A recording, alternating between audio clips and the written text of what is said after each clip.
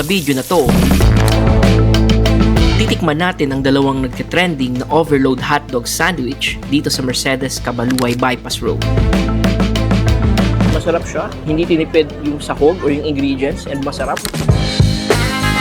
Masarap yung cheese na ginamit, guys. Hindi siya yung ordinary cheese lang na nilagay sa hotdog sandwich. Ihanda ang tiyan kasi malulunod kayo sa sarap ng panibagong episode ng Sambo Eats.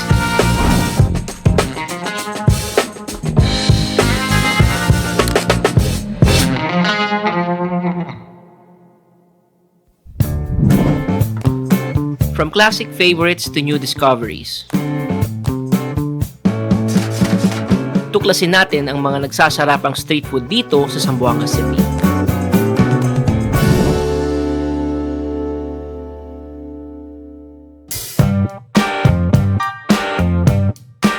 Nagte-trending ngayon sa social media si Neneng B ng Metro Manila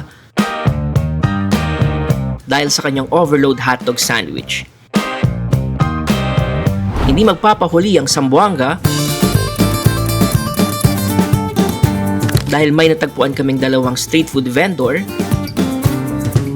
na nag-o-offer ng kanilang sariling version ng overload hotdog sandwich. Tara at samahan nyo kami at tikman natin ang mga pagkain ng MJS Cheesy Hotdog Overload at ang legendary Mr. Footlong.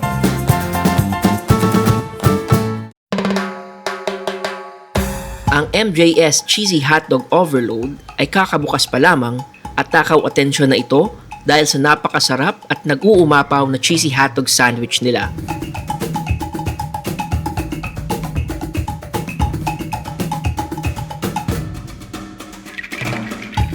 Assalamualaikum everyone.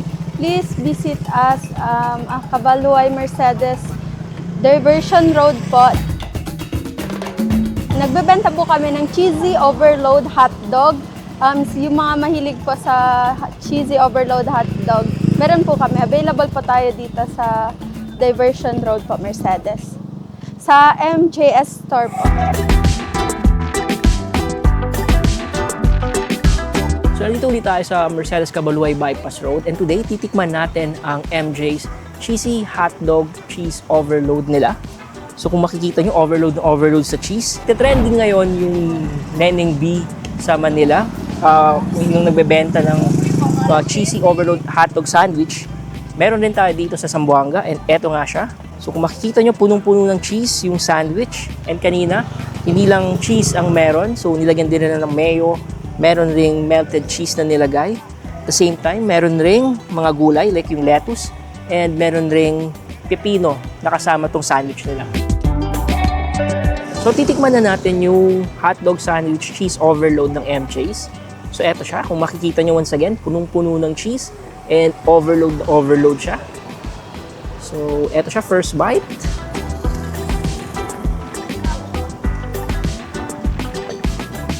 Napaka-fresh ng lettuce, guys. Napaka-crunchy niya. Hindi nakakauma yung cheese. Masarap siya. And kung mahilig kayo sa cheese, tamang-tama talaga sa inyo. Kasi overload na overload. Hindi nakakasawa or hindi nakakaumay kainin yung hotdog sandwich nila.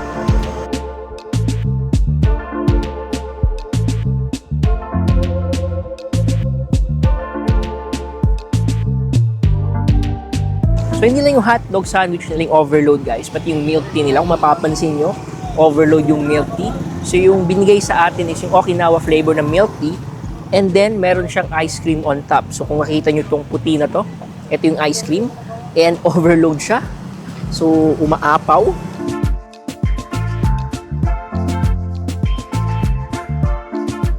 Masarap yung milk tea, guys. And meron din siyang boba na kasama. At the same time, masarap yung combination ng ice cream na nilagay nila dito sa milk tea. So, tikman uli natin.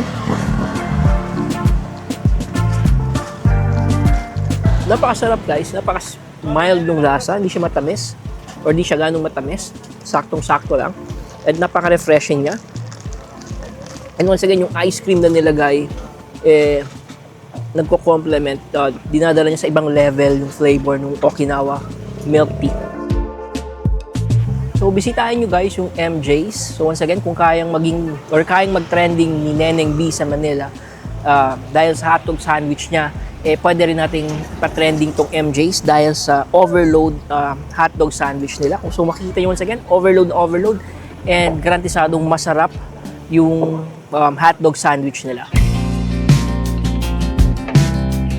Next up, andito kami sa Mr. Footlong, at ang Mr. Footlong ay matagal nang nagbebenta ng kanilang super overload na footlong sandwich, at meron na din silang iba't ibang flavors na titikman natin sa episode na ito.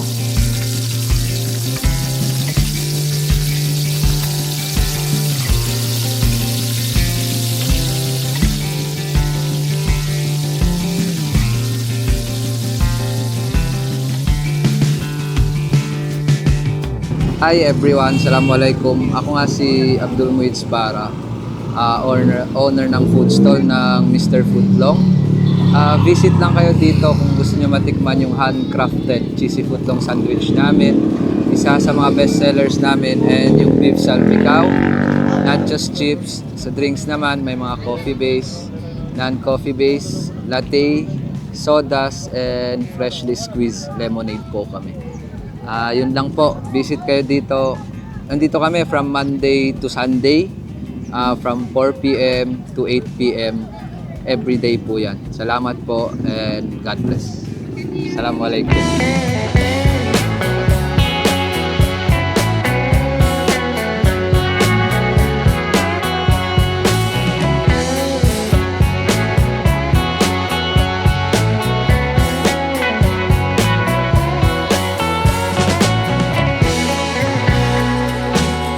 So, nandito naman tayo ngayon sa second location natin, sa second store na nag-offer ng hotdog sandwich overload. And this time, nandito tayo sa Mr. Footlong. So, eto yung mga hinanda nila sa atin. So, obviously, yung mga footlongs nila, merong tatlong flavor. So, first one is yung beef salpicao flavor ng Mr. Footlong. Second one is yung chili con carne flavor. Then, yung last is yung cheesy flavor ng Mr. Footlong. So, eto siya. Binigyan din tayo nila ng beef nachos, and meron ring drinks na kasama. So, ang una natin titikman is itong cheesy beef nachos nila. So, uunahin natin to, huhulihin natin yung mga footlongs. So, kuha tayo ng isa, and then lagyan natin siya ng cheese and beef. So, first bite. Kakaiba yung lasa, guys. Naging kaiba yung lasa kasi nilagyan nila ng parsley on top. So, aside sa cheese and ground beef, merong parsley na nilagay. So, medyo masarap siya. So, kuha pa tayo.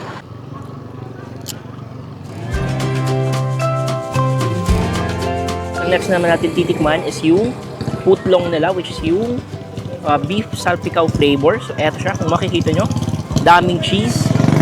And then, may mayo. At the same time, may gulay din, which is yung lettuce. Then, yung hotdog na nilagay nila, or footlong hotdog na nilagay nila. Meron rin siyang parsley na nilagay. So, ito yung magpapasarap sa beef salpicao flavor ng Mr. Footlong. So, tikman na natin.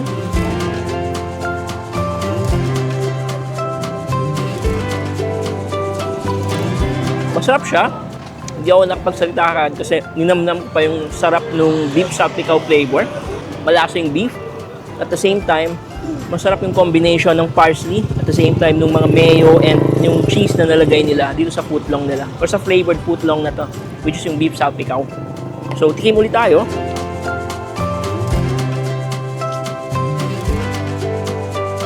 So, after natin tikman yung beef salpicao, yung next naman natitikman natin is yung chili con carne flavor ng Mr. Footlong.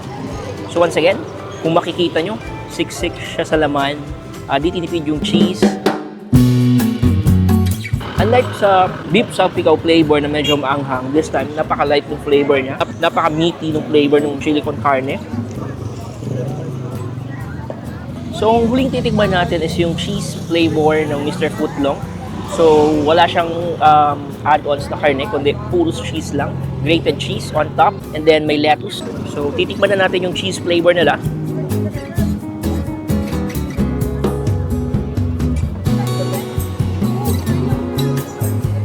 Kung kanina medyo maanghang yung beef salpicao and medyo matamis yung chili con carne, this time napaka-plain ng lasa, napaka-simple ng lasa.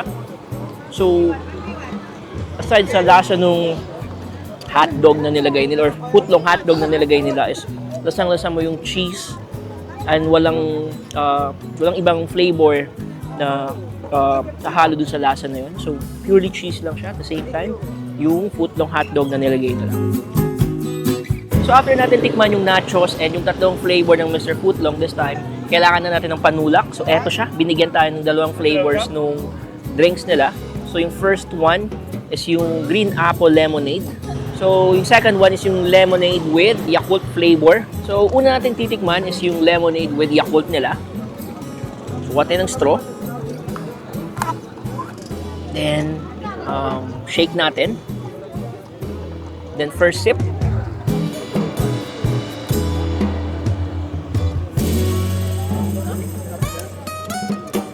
Napaka-refreshing niya. Lasang-lasa mo yung Yakult na nilagay at the same time yung lemonade na or yung lemon na nilagay nila dito. So, masarap na combination.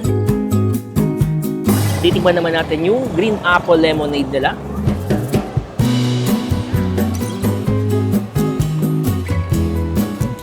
Same thing, napaka-refreshing niya. Malamig. And lasang-lasa mo yung flavor ng green apple and combination ng lemon sa loob.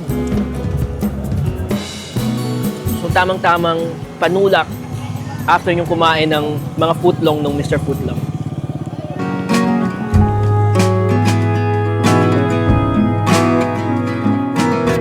Ito yung mga negosyong dapat nating tangkilikin at suportahan at dapat ring makilala dito at sa ibang lugar.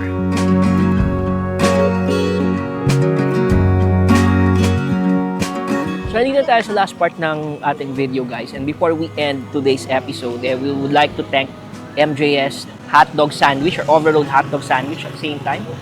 Thank you rin sa Mr. Footlong for accommodating us and sa pagpapatikim ng iba't ibang flavors ng footlong nila as well as ng drinks and ng nachos. So, ilalagay na namin yung link ng mga Facebook page nila para pwede nyo silang i-follow and updated kayo sa iba't ibang products nila. So, once again, thank you for watching. And if di ka pa nakasubscribe sa aming YouTube channel, pag-subscribe naman po. And if di ka pa naka-follow sa aming Facebook account, paki-follow kami at Sambo Eats. And once again, let's support small businesses dito sa Zamboanga City and see you on our next video. That's yummy.